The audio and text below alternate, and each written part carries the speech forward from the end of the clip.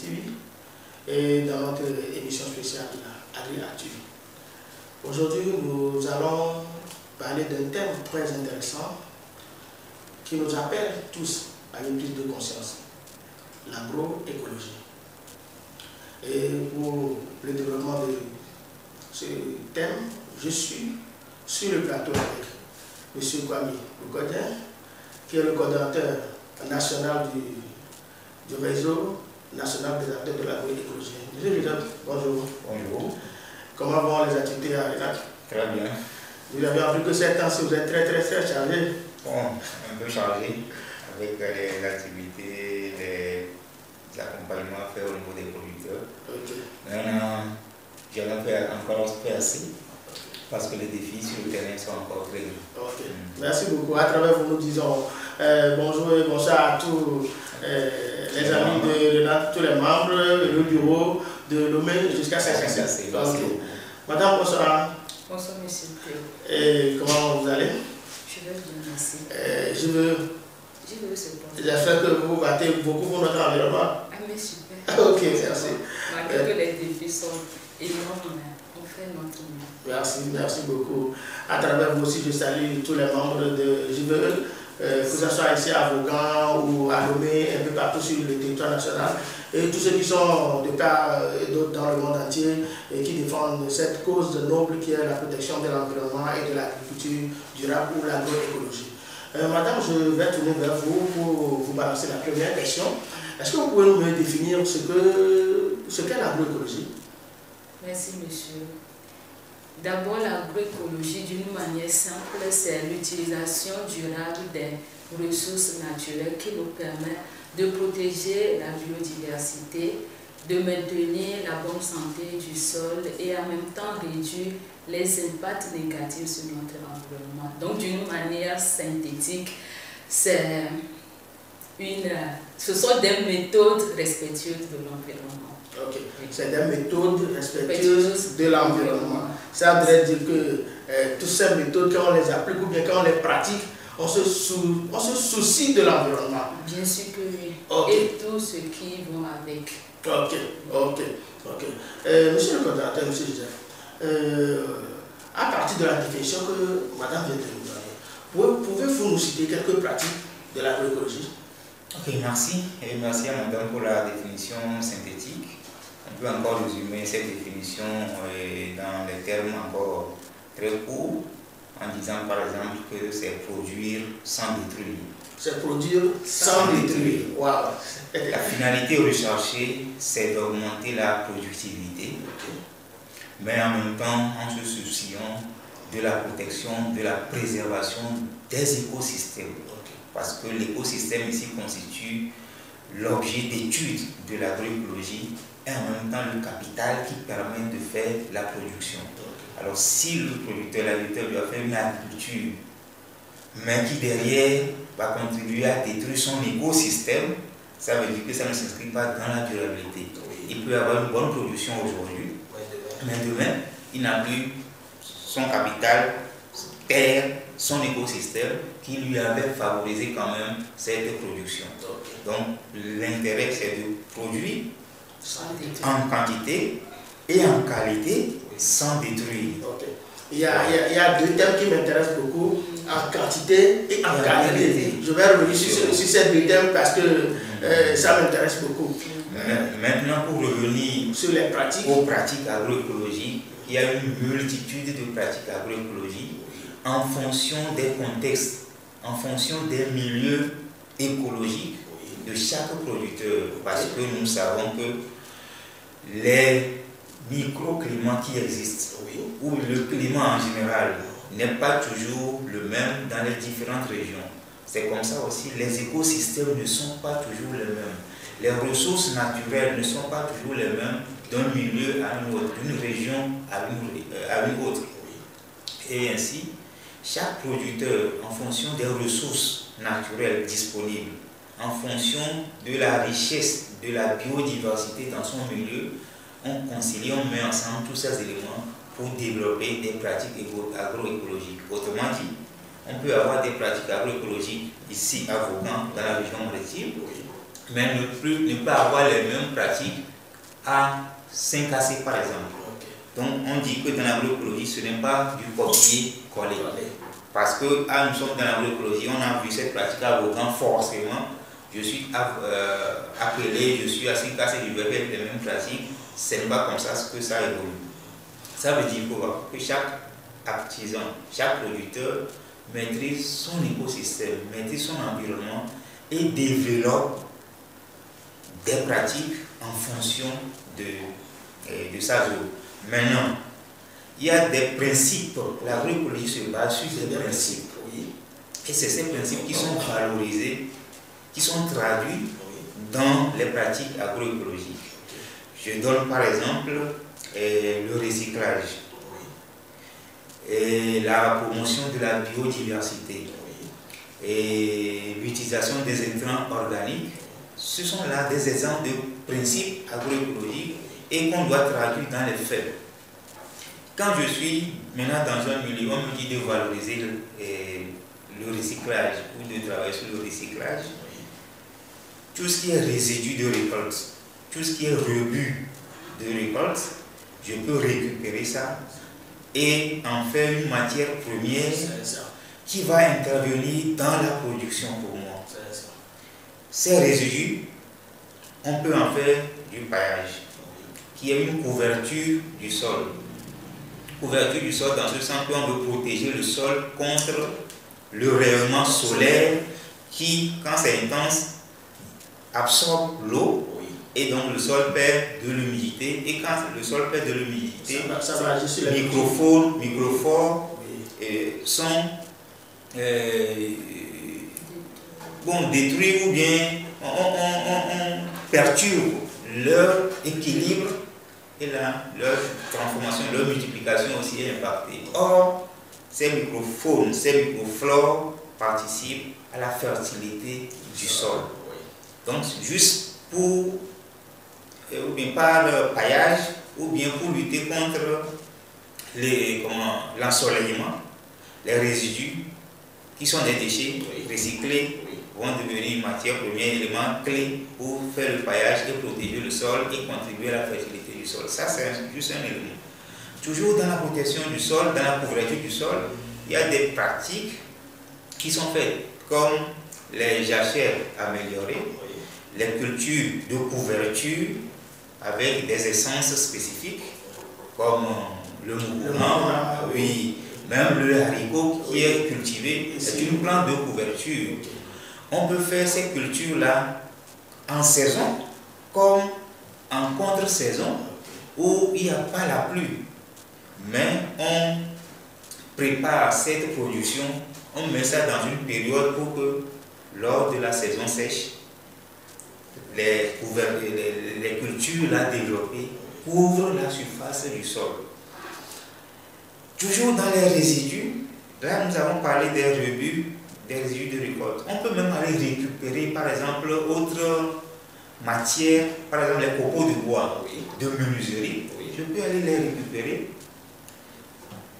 pour faire cette couverture du sol, pour faire ce paillage. C'est du recyclage, mais qui participe à la production agricole. C'est juste une manière de faire que l'objet qui est au départ abandonné, qui doit se perdre comme ça, soit réutilisé et puis pour donner encore un autre résultat, et surtout dans le sens où nous ne devons pas perturber l'équilibre qui est dans le sol. Et il faut toujours garder cet aspect-là. Monsieur le coordinateur, tel que vous venez de développer, ça montre qu'on ne peut pas dire qu'il y a des pratiques standards comme vous l'avez affirmé. Vous ne voyez pas que si l'agroécologie ou bien les pratiques sont comme ça, l'agriculteur qui veut faire l'agroécologie a besoin de formation. Oui, l'agriculteur a besoin d'être formé. Et l'agroécologie se base encore sur un autre principe qui est les connaissances endogènes, les connaissances ancestrales. Nos paysans, on ne peut pas dire aujourd'hui qu'ils ne connaissent pas l'agroécologie. Ils connaissaient, ils pratiquaient l'agroécologie depuis. Sauf que le terme agroécologie peut paraître aujourd'hui nouveau. Mais pour autant, eux sont déjà dans les pratiques agroécologiques depuis.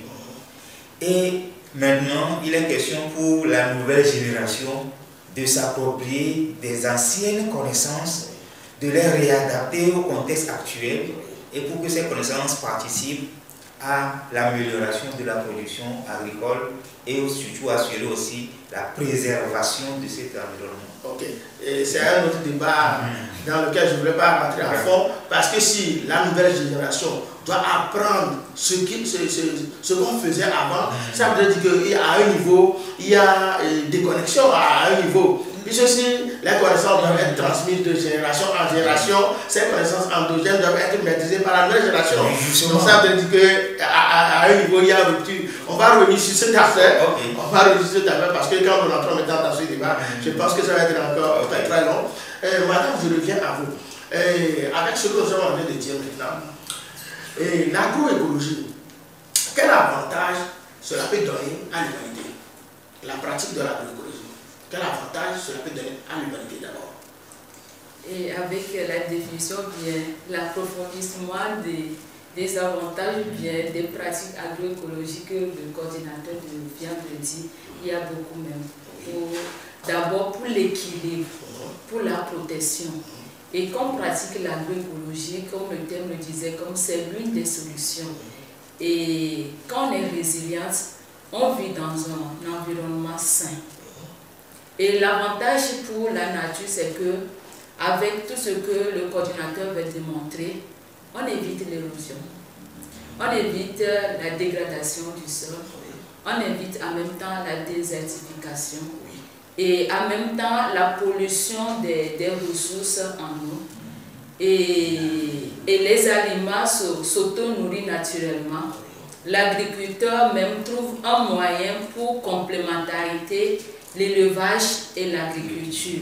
Et en même temps, il trouve sa portion et peut nourrir naturellement. Et ces animaux en même temps donnent les matières organiques pour le sol. Et pour l'humanité, ou bien pour l'homme même, quand on vit dans un environnement, avec l'ODD 2 et l'ODD 3, là-bas, ils ont mis l'accent sur l'agriculture familiale. Et assurer une sécurité alimentaire. Quand on parle de sécurité alimentaire, ce sont les pratiques de nos grands-parents. Et c'est l'agriculture familiale qui nourrit bon nombre dans ce monde. Ben, on oublie aussi de les protéger et de les encourager. Donc quand je mange sain, je vis et le bien-être, c'est dans l'ODD 2. Donc avec ces 17 ODD, il y a 2 qui mettent l'accent sur l'agriculture. Donc, quand je mange bien, je produis bien, je consomme bien, là, je peux vivre bien, je peux m'aimer, moins malade. Oui. Donc, c'est pour un régime alimentaire plus durable. J'ai pris la question sur un volet, mais vous avez pris maintenant les deux, l'avantage que cela a pour la nature et pour l'humanité. Monsieur le coordinateur, j'espère que vous avez quelque chose à nous ajouter par rapport aux avantages que nous tirons dans la pratique de l'agroécologie, soit pour la nature, soit pour l'humanité. Parce que madame vient de dire tout de suite que ça nous permet de préserver la nature, il y a certaines espèces qui sont protégées, avec tout ce qu'on est en train de dire. Merci beaucoup. Je pense que madame a ramassé beaucoup de choses, mais on va encore insister sur une finalité recherchée pour l'agroécologie. Et là, on l'a déjà dit dans la définition. Produire de la nourriture, mais de la bonne nourriture. En quantité et en qualité. Avoir des aliments sains pour nourrir la population, la communauté. Maintenant, dans le développement endogène, des caractères endogènes des approches agroécologiques, nous visons la souveraineté alimentaire. Non, on va au-delà de la sécurité alimentaire pour parler de la souveraineté alimentaire, dans ce sens que l'agroécologiste est autonome, indépendant du marché de l'extérieur. D'autant plus que quand tu es dans le recyclage, tu valorises les ressources que tu as apportées de même. Tu dépenses moins d'argent pour aller payer des intrants de l'extérieur. Quand on parle des semences, quand on parle de l'engrais, avec le recyclage, la valorisation des ressources, l'agroécologiste a de la matière organique, a des biointrants, des bioprotecteurs pour lutter contre les maladies, les ravageurs. Donc il est à l'abri, il ne dépense pas de l'argent pour ces éléments. Mieux encore, il augmente la production, ou bien la productivité est améliorée. Et à la fin, il a aussi des aliments de bonne qualité. En autre pratique, pour aboutir à ça, le biochar ou le terra preta qui est utilisé, ou le terra preta, c'est juste la carbonisation de la matière pour avoir du charbon et faire l'épandage sur un sol. Ça participe à la qualité structurelle même du sol. La structure du sol est améliorée parce que avec le charbon, c'est la matière organique qui est d'abord là, mais également vous avez des substances qui permettent à une plante de mieux puiser la nourriture dans le sol. C'est aussi un nid de bactéries qui protège le sol contre encore des bactéries pathogènes, des maladies. C'est comme vous redonnez vie au sol. Et avec cette vie, ça fera que tout ce qui est planté sur ce sol pourra tirer le maximum de profit pour sa croissance et tout en permettant encore à ce sol de rester en vie d'une manière durable. Justement. Ça. Donc si je vais résumer, je pense que l'avantage que nous pouvons tirer de la nature, c'est que ça fait que durant aussi longtemps que nous cultivons, nous gardons la nature intacte. La durabilité. C'est ça. Et ça nous permet de donner de l'aliment de qualité. Ce que nous tous nous cherchons aujourd'hui, je pense qu'aujourd'hui, de par le monde, quand on voit sur l'étiquette de chaque aliment qui est produit, on dit c'est de la bonne qualité, c'est de la bonne qualité. C'est ce que nous recherchons. Et je pense qu'avec ces pratiques agroécologiques que vous venez de développer avec nous, ça nous permettra quand même d'avoir des aliments de vraie qualité. Parce que tout le monde peut dire c'est de la qualité, mais est-ce que c'est la vraie qualité? Ce qu'on recherche, c'est ça. Un autre élément que j'ai voulu aussi ajouter, l'agroécologie n'est plus aujourd'hui seulement dans la production. L'agroécologie est aujourd'hui aussi dans le transport, dans la transformation et même dans l'alimentation. Et quand je prends par exemple la transformation, il y a nécessité de réduire les additifs dans les modes de transformation. C'est ça, puisque beaucoup de ces additifs ne sont pas à 100% biologiques. Non. Oui. Et malheureusement, ou bien heureusement, comme l'agroécologie prend en compte cette dimension, à la fin, le consommateur est à l'abri de beaucoup de maladies. Et quand il est bien portant, il a de la vigueur, il a de l'énergie pour s'occuper d'autres activités. Quand tu tombes malade, tu es couvé sur place. Donc l'agroécologie. Je pense que si le consommateur est en bonne santé, il pourra donner lui aussi sa part quand même pour le développement de l'agroécologie. Peut-être à un angle donné. C'est ça. Monsieur Boukodin, en voyant le monde actuel, quand nous prenons le secteur agricole, plus précisément au Togo, quelles sont les difficultés que ceux qui s'aventurent sur ce chemin de l'agroécologie rencontrent? Oui, il y a beaucoup de défis, beaucoup de difficultés dans la transition agroécologique, parce que nous le disons, c'est une agriculture qui demande des connaissances, mais également des ressources, des moyens. Parce que, et bon, je vais aller tout droit au but. Un premier défi, c'est la main-d'œuvre pour faire le travail. Parce qu'on demande aux paysans d'utiliser de la matière organique, de ne pas utiliser des pesticides, de ne pas utiliser aussi de machines lourdes comme les tracteurs qui sont contre-productifs dans le secteur de l'agriculture familiale. Donc il a besoin de la main-d'œuvre pour l'aider à faire le travail. Mais malheureusement, le secteur même agricole n'est pas encore aujourd'hui attractif pour attirer, pour mobiliser les jeunes. Et comme les jeunes sont en train de quitter le secteur, les paysans qui veulent rester manquent de la main-d'œuvre pour faire le travail. Ça, c'est un premier défi. Deuxième défi, maintenant, c'est les engrais. Quand je dis engrais... Les engrais naturels? Oui, je dis engrais, c'est-à-dire ces substances qui viennent booster la production parce que nous avons un problème de dégradation des sols. L'utilisation des pesticides et des engrais ont permis de dégrader le sol parce que les sols maintenant sont presque trop acides, contiennent trop de sel. Et ça, il faut les corriger par des apports organiques. Oui. Mais où trouver cette quantité de matière organique pour corriger nos sols? C'est aussi un autre défi.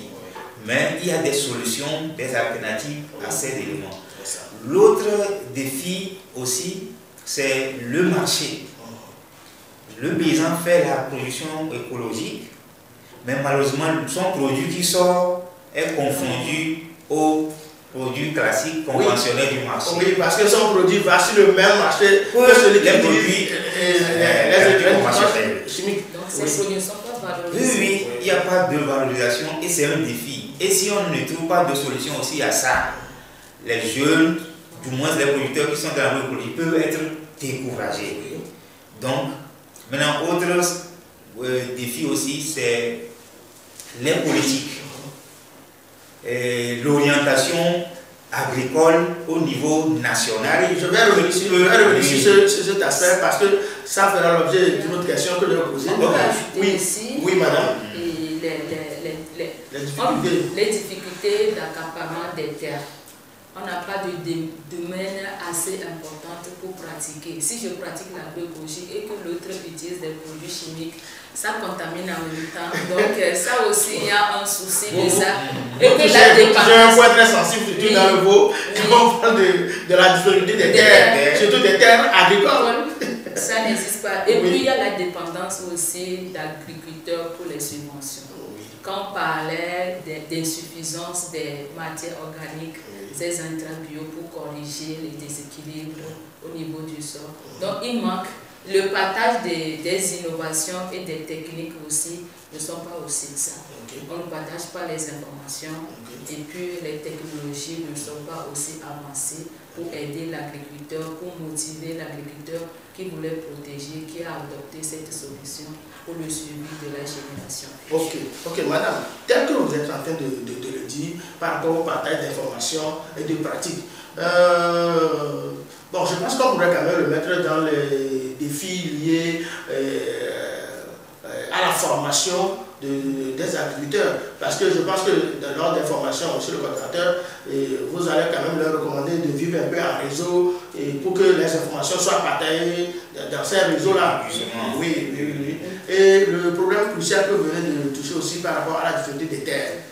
Et si je veux aller plus loin, en parlant de nos mamans, je pense que le problème n'est pas très créable chez le coordinateur.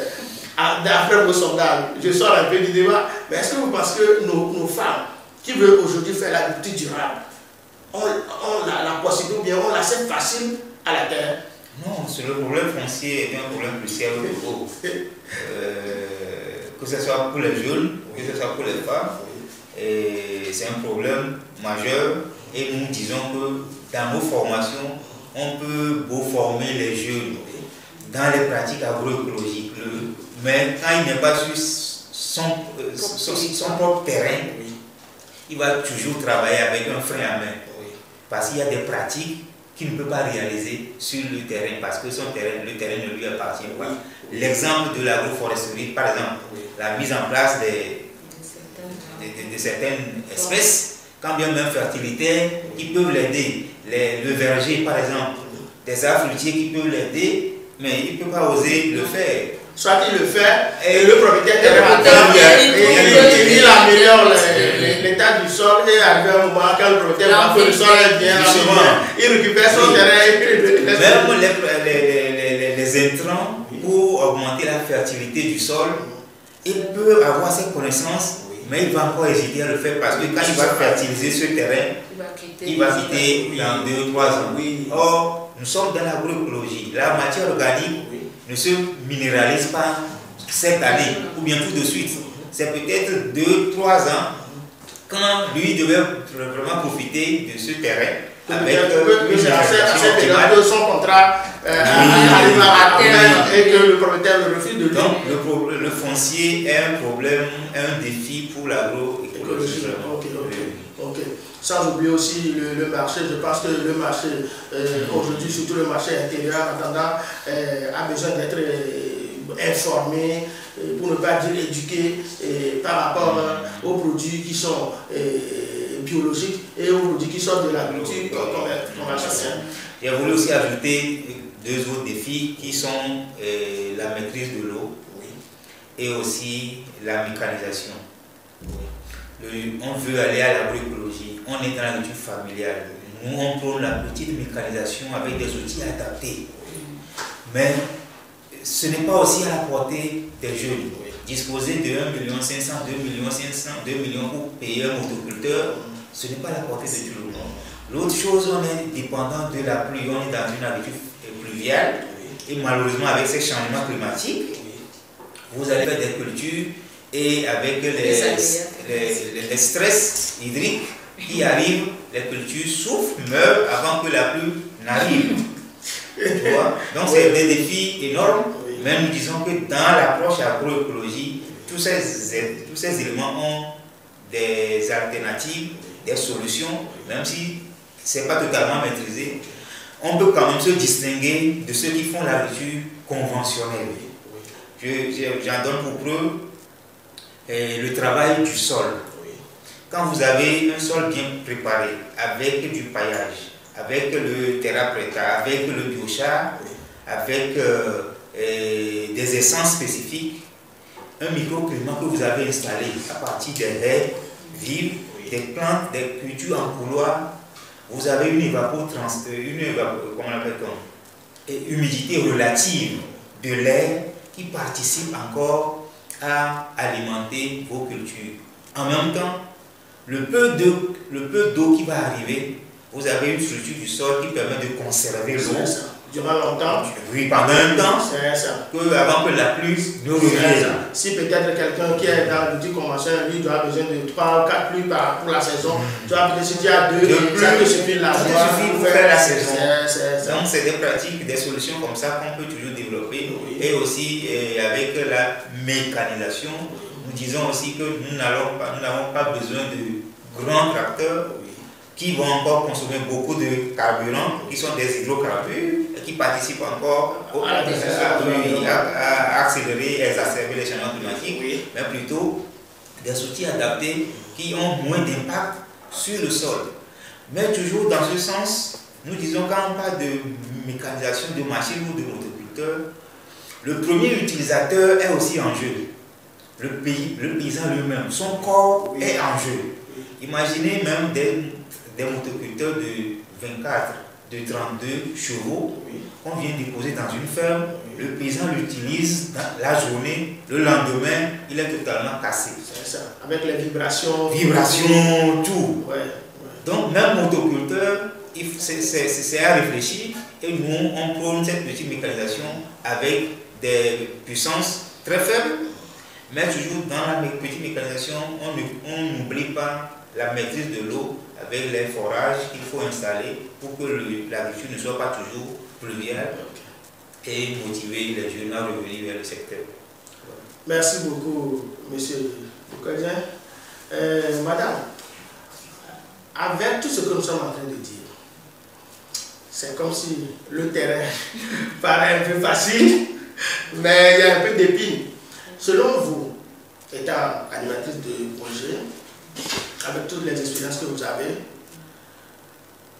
quelles sont les actions que vous voyez que peut-être l'État togolais mène pour booster cette agriculture?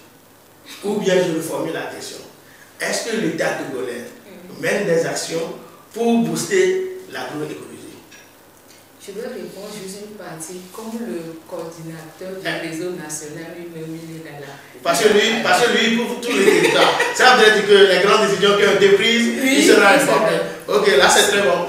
Okay. Ce que je peux dire, que l'État a commencé en 2018 par un arrêté que le ministère de l'Agriculture et de quoi ils ont.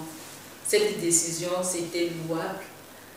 Et c'était mis en pratique le 30 décembre 2020. Mais... Et quelle a été cette décision?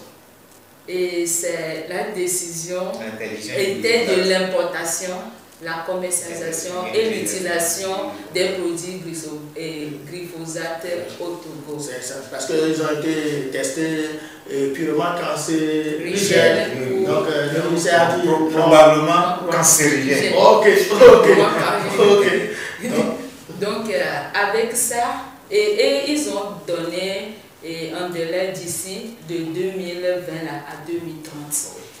Et c'est l'action que l'État avait prise. Mais par rapport au changement du portefeuille du ministère, je ne sais pas, le ministre Bataka, il a fait sa part, il est parti.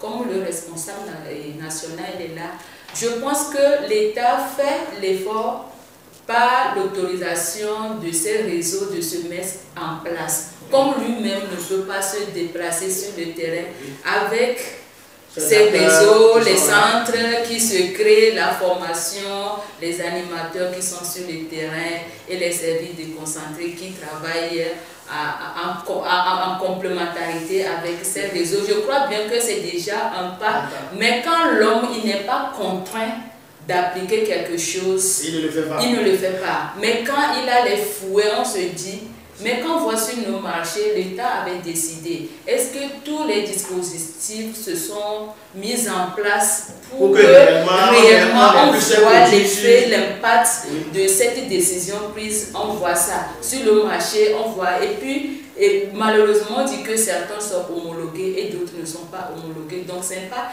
effective la décision prise. Mais je laisse la parole à notre coordinateur national de nous dire, avec la création de RENA depuis 2015 et ses centres, quels sont les apports concrets que l'État a. Je pense qu'avant de donner la parole au coordinateur, je pense que même le fait même d'autoriser que RENA soit né, c'est quand même pas très loin pour mon pays. Oui, c'est un pas, mais ce n'est pas ça. Ça doit venir. Ça doit venir et que la motivation, ce n'est pas ça. Il y a toujours des épines et la selle, c'est difficile pour les acteurs. On voit déjà, quand nous voyons le coordinateur, il est épuisé. Parce que parler à l'homme de faire quelque chose, ça demande plus d'énergie. On met à l'aise pour détruire. Mais quand pour réparer, c'est tout un souci. Et c'est ça, on voit chez les Oui, parce que nous avons dit au début qu'on est arrivé à un moment où il y avait eu une rupture et la jeune génération n'a connu que l'habitude conventionnelle. C'est rentré dans les habitudes. Maintenant, avec la création de ces réseaux et d'autres associations de la société civile qui sont en train de prôner ce type d'habitude, ça ne va pas être facile, mais je pense qu'avec la volonté, ils le feront. Monsieur le coordinateur, quelles sont les actions que mon cher État, le Togo, mène pour booster ou bien pour vous accompagner dans la promotion de l'agroécologie? Oui, merci beaucoup. La réponse peut être mitigée. Il y a d'une part, on peut dire que le gouvernement fait des actions et d'autre part, on peut dire que bon, ce n'est pas encore ça. Et néanmoins, il y a une décision très forte que madame vient de souligner, l'interdiction d'importation, commercialisation et utilisation du glyphosate, qui est à saluer, et le Togo est aujourd'hui le premier pays à avoir pris cette décision et fait partie de 5 pays dans le monde à interdire le glyphosate. Quand bien même, dans l'application, ce n'est pas ça, parce qu'on voit toujours le glyphosate sur le marché qui abonde au marché. Mais la décision, le décret n'est pas abrogé, donc c'est toujours d'actualité. Deuxième chose, il y a une stratégie nationale de développement de l'agroécologie et de l'agriculture biologique qui est aujourd'hui disponible, qui est aujourd'hui un document de référence pour le gouvernement. Dieu merci, les acteurs de la société civile et nous aussi RENAT, depuis 2019, on a participé à la rédaction de ce document. Aujourd'hui, c'est un document à partir duquel des projets doivent sortir pour aller dans le sens de développement de la promotion de l'agroécologie. Et le projet FSRP, qui est aujourd'hui en cours, tire beaucoup de substance de cette stratégie nationale. J'en donne pour preuve 2 exemples. Les ZAP, les zones d'aménagement agricole planifiées. Le Togo avait commencé par mettre en place les ZAP depuis, et on doit aller à 400 ZAP au total. Les premières ZAP qui ont été installées ont été installées d'une manière qui ne répond pas vraiment à la dimension, à l'aspect écologique. Autrement dit, beaucoup d'espèces, beaucoup d'arbres ont été coupés. On veut aménager, mais malheureusement, l'écosystème qui était là, on l'a encore dégradé avant de viser la production. Et aussi, il y a les intrants chimiques qui sont toujours utilisés. Mais dans la révision de ces arbres, il y a la reforestation qui est visée avec le reboisement, où les centres agroécologiques sont sollicités pour former les paysans sur les reboisements, les essences à introduire dans ces arbres pour recréer un écosystème favorable. Ça veut dire que peut-être au départ, lorsqu'on voulait créer ces arbres, c'est les services techniques du ministère qui le font. Mais aujourd'hui, on est en train d'associer un peu les acteurs de la à impliquer cette pratique-là aux agriculteurs. Et plusieurs formations sont organisées aux paysans qui sont sur les arbres, sur la valorisation du compost, les bio-intrants, les bioprotecteurs. Donc on peut dire que ça maintenant va dans le bon sens. Deuxième exemple aussi, c'est les acteurs. Il y a une structure au Togo qui s'appelle CAGIA, qui est la centrale d'achat et de commercialisation des intrants, et qui travaille beaucoup plus avant sur les intrants, les engrais chimiques. Mais dans les plaidoyers, on a souhaité, et dans la stratégie aussi, dans le document stratégique, que la CAGIA travaille aussi sur la matière organique, sur les intrants organiques. Et ce travail-là a été commencé, les acteurs ont été recensés et il est question de voir le besoin national en matière d'intrants organiques, de matière organique. Quel peut être le besoin au niveau national? Quels sont les acteurs qui peuvent participer à fournir ces intrants organiques pour qu'on puisse couvrir ces besoins? Donc les structures ont été appelées, on a fait des séances. Donc ça veut dire que la dynamique est déjà là. L'État a compris la nécessité d'aller vers les intrants organiques, la nécessité de reforester, de recréer un microclimat au Togo qui s'inscrit dans la durée. L'autre chose, c'est les structures qui font, les centres qui sont dans l'agroécologie et qui forment les jeunes. Les centres de formation. Oui, l'État, quand je dis l'État, c'est les ministères, pas seulement que le ministère de l'Agriculture, il y a aussi le ministère de l'Environnement, il y a aussi le ministère de l'Enseignement technique, professionnel, tout ça là c'est pris en compte. Il y a des formations de courte durée que l'État organise et l'État s'appuie sur les centres agroécologiques pour former les jeunes. Donc l'État prend ces jeunes, les envoie vers ces centres pour être formés. Formés en agroécologie, que ce soit maraîchage, grande culture, gestion durable des terres, gestion intégrée de la fertilité du sol, tout ça là, ces approches sont prises en compte. Donc on peut déjà dire que dans tout ça là, l'État fait une part importante de promotion de l'agroécologie, de transition agroécologique. Cependant, il y a encore des décisions fortes qu'on aurait aimé que l'État prenne et qui peut booster sensiblement la promotion de l'agroécologie. Je vous comprends et je sais par où vous voulez venir. Je vais juste dire quelque chose. Vous voyez, quand nous prenons ce qui est visible, c'est l'utilisation des intrants chimiques. Quand nous prenons le cas des engrais chimiques que nous utilisons, si aujourd'hui nous demandons à l'État de ne plus acheter ces engrais chimiques-là, il va falloir que ici, sur le territoire togolais, qu'on ait des centres capables de fournir cette quantité d'engrais chimiques dont le pays en a besoin. Donc je pense que, comme les démarches sont en train d'être faites, il faut remercier les acteurs qui sont déjà sur cette longueur d'onde. C'est bien parce que nous avons dit que quand nous pratiquons l'agroécologie, c'est que nous voulons garder la nature dans l'état où nous l'avons trouvé, peut-être l'améliorer et manger d'une saine. Quand nous mangeons saine, nous allons vivre longtemps. C'est tout ce que toute espèce vivante cherche aujourd'hui. Donc il va falloir que vous qui travaillez avec les centres de formation en agroécologie, que vous continuiez quand même à faire ces recherches afin que nous ayons d'ici quelques décennies des centres capables de nous fournir une quantité suffisante peut-être de ces intrants-là. Parce que ce n'est pas seulement les engrais organiques, il y a les biofertilisants, tout ce dont l'agriculteur a besoin. Parce que la tendance est en train d'être changée aujourd'hui. Chaque producteur quand même veut produire de bonne qualité. Ok. Voilà, merci. Et Une question encore pour madame. Vous voyez que si nous prenons des grands producteurs, parce que jusqu'à présent on a entendu parler de l'agriculture familiale, je prends un exemple ici. Monsieur, un gérant à quelque part qui veut se spécialiser peut-être dans la production du maïs. Et lui, c'est son entreprise, c'est son business qu'il fait. Est-ce qu'il peut être à 100% agroécologique et avoir son domaine peut-être de 15, 20, 30 hectares? C'est possible à l'état actuel. À l'état actuel, je dirais impossible, mais toutefois, il peut faire une agriculture rationnelle, agriculture raisonnée. Ok. Le spécialiste est là. On avait parlé que pour faire l'agriculture intelligente ou durable, on n'a pas besoin des tracteurs pour abîmer encore l'équilibre, la bonne santé du sol. Donc pour une agriculture à grande échelle, c'est ça qui a conduit l'humanité, ou bien l'homme, à utiliser, à trouver des méthodes faciles pour faire. Parce que l'agroécologie demande la disponibilité totale, suffisamment des intrants bio, protecteurs et tout ça, et en même temps avoir les techniciens compétents.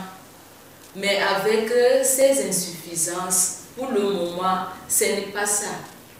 Les techniciens ne sont pas là, les jeunes, on peut faire le marketing, on peut faire le drap, on peut faire tout. Mais pour l'agriculture, comme le domaine n'est pas porteur, ce n'est pas motivant, mais nous avons notre coordonnateur. Et s'il y a la possibilité, un jour, dans quelque part, dans peut-être des décennies à venir, on peut produire en quantité les matériels que nous voulons pour faire l'agriculture. Monsieur Boukalien, si je vous ai posé, ou bien j'ai posé cette question, c'est que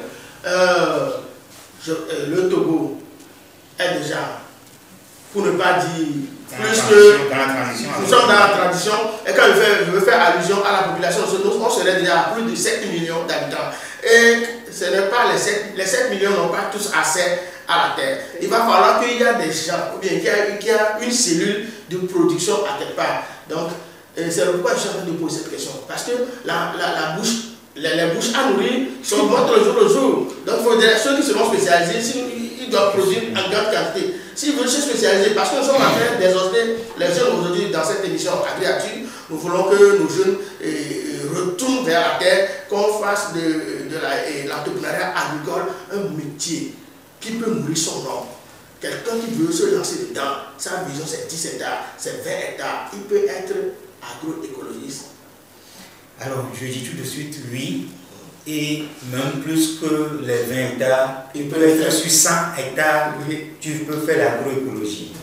Pour preuve, nous avons le centre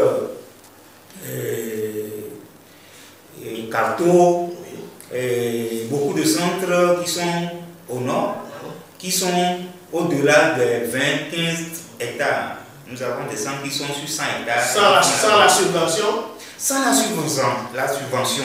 Parce que si nous prenons des centres, peut-être qu'il y a certains centres qui ont un côté social, donc ils disent qu'ils ne visent pas seulement. Maintenant, je dis, quand tu es un paysan anonyme, tu as 30 hectares, et surtout, comme problème que tu as évoqué, parce qu'il y a beaucoup de bouches à nourrir, justement, parce qu'il y a beaucoup de bouches à nourrir, que nous devons plutôt aller vers l'agroécologie, en prenant quoi? Cette diversité de nourriture, la polyculture, au lieu de se spécialiser sur le maïs qui rentre dans la monoculture. Quand nous parlons de l'agroécologie, la monoculture est à bannir parce que la monoculture a des conséquences énormes sur le sol, sur l'environnement. Et donc, quand tu fais la monoculture, une année, 2 ans, 3 ans, c'est les maladies, c'est des ravageurs que tu vas attirer. Mais quand tu fais plutôt l'association du maïs là, avec d'autres cultures, alors les services écosystémiques apportés par chaque culture te permettent de te mettre à l'abri contre certaines maladies, contre certains ravageurs et assure la fertilité du sol. Maintenant, pour faire l'agroécologie sur 15, 20, 30, 50 hectares, c'est une démarche à suivre. Et il faut aussi s'inscrire dans la durée. On ne se lève pas une année pour faire l'agroécologie sur 50 hectares. Oui. Dans la stratégie. Oui, je comprends votre stratégie. Oui. Mais c'est que Et nos jeunes sortent aujourd'hui des centres de formation, quand on leur demande de s'auto-employer. Il veut créer son business, son entreprise. Oui. Donc, ouais. C'est ça, le coordinateur vient de dire qu'on ne peut pas se lever du jour au lendemain pour embrasser tout un domaine de 50 hectares pour faire la groupe. Mais la rotation des cultures, la diversification, la complémentarité, c'est que le coordinateur devait dire. C'est pour voir, quand tu fais quelque chose, tu vois le rendement. C'est en ce moment tu peux étendre. Okay. Je vais résumer rapidement l'approche de l'agroécologie prônée par le RENAS. Nous disons que c'est une approche synthropique, systémique et holistique. SSH. On doit retenir ça. Approche systémique, synthropique et holistique. Systémique dans ce sens que ta parcelle de ces 4 hectares que tu veux valoriser, construire un système avec.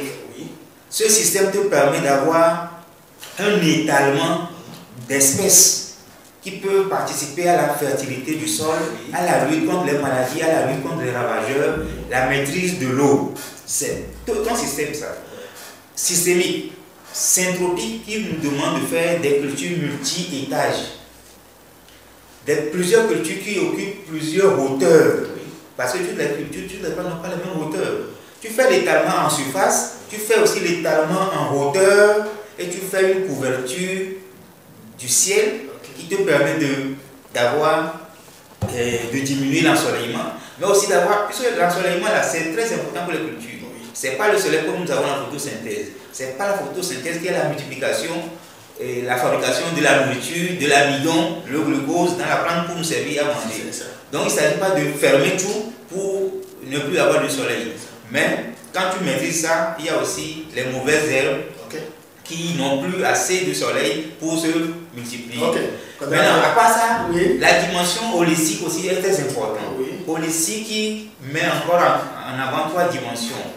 Le bien-être du paysan lui-même, le bien-être de la parcelle, c'est-à-dire l'aspect écologique, mais également la dimension communautaire. La communauté dans laquelle tu es avant de faire l'agroécologie, il faut être en bon terme, en bonne relation avec cette communauté, surtout que c'est eux qui constituent le marché pour toi pour consommer tes produits. Cette approche-là, le jeune qui veut s'inscrire tout de suite sur 30 hectares dans l'approche agroécologie, c'est une démarche. C'est une démarche, il doit apprendre cette démarche, il doit se former avant d'aller. Et quand il fait ça, la productivité, la diversité de cultures en termes de qualité nutritionnelle, même de culture, participe à résoudre beaucoup de problèmes. Donc pour cette bouche à nourrir, nous devons tous venir à l'agroécologie au lieu de rester dans l'agriculture intensive. C'est ça. Je vous donne quelques secondes pour un appel à la population agricole et mot de fin. Quel appel vous lancez à cette population agricole aujourd'hui et votre mot de fin?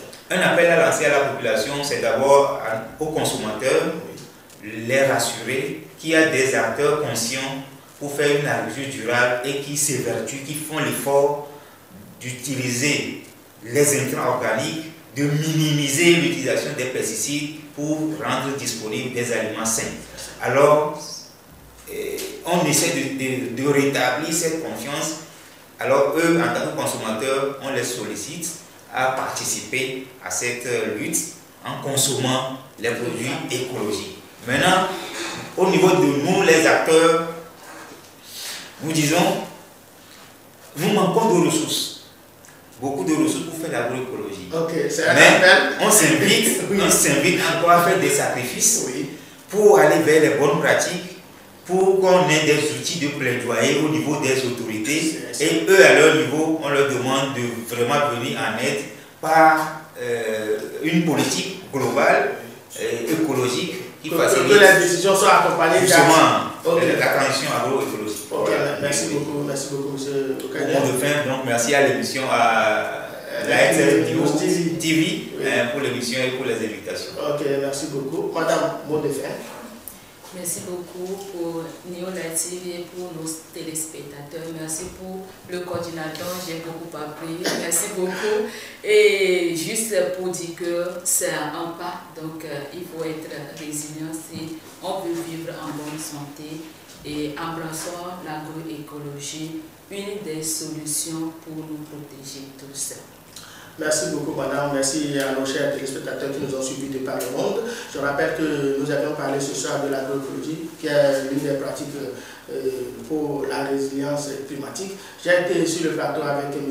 Kwame Bokodien, coordonnateur régional du réseau national des acteurs de l'agroécologie, accompagné de madame Siwonou, qui est animatrice de projet à JVE Togo. Je vous remercie et nous vous invitons à nous suivre pour les prochaines émissions qui seront tellement riches afin de donner des informations à cette population que nous sommes, à nos producteurs, à nos États et à vous tous qui nous suivez de par le monde. Merci. Merci.